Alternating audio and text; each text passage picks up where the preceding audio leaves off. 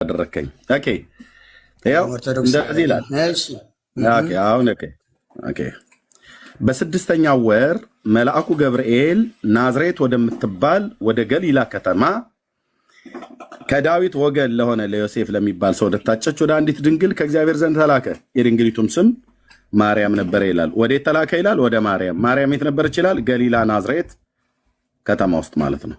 እዚህን አግኝቶ ያበሰራት።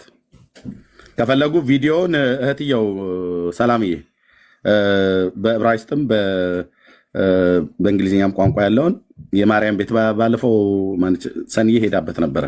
ዓለም እየሄደ የሚጎበኘውን የማርያምና የዮሴፍን ቤት መልአኩ መጥቶ ያበሰረበትን ቦታ በውስጥ ሊንኩን አዘጋጅልኝ፣ በዋትሳፕ ላይ ላኪልኝ። ይኸው ከእስራኤል እዛው ስላሉ አሁን የኦርቶዶክስን ውሸት ቀብረኑ እናልፋለን ማለት ነው።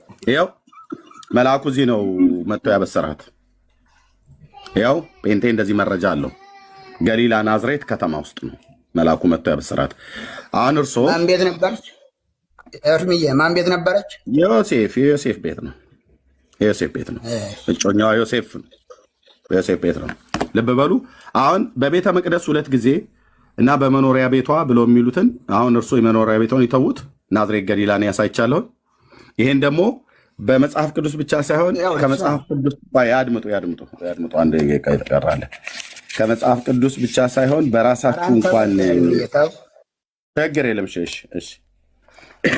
እሺ አንተ ልበል።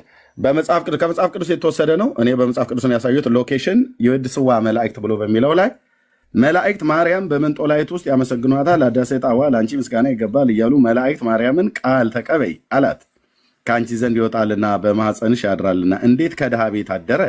እንዴትስ እንደ ሚስኪን ከሰማያት ወርዶ የእርሷን ባህሪ አድርጎ ተወለደ ካለ በኋላ በ6ኛው ወር መልአኩ ገብርኤል ከእግዚአብሔር አብ ዘንድ ተላከ ከአንዲት አገር ናዝሬት ገሊላ ከምትባል ለዮሴፍ እጮኛ ለሆነች ከድንግል ዘንድ፣ የዚችም ድንግል ስሟ ማርያም ነው ብሎ ይላል። የት? ናዝሬት ገሊላ። እዛ ነው መጥቶ ያገኛት።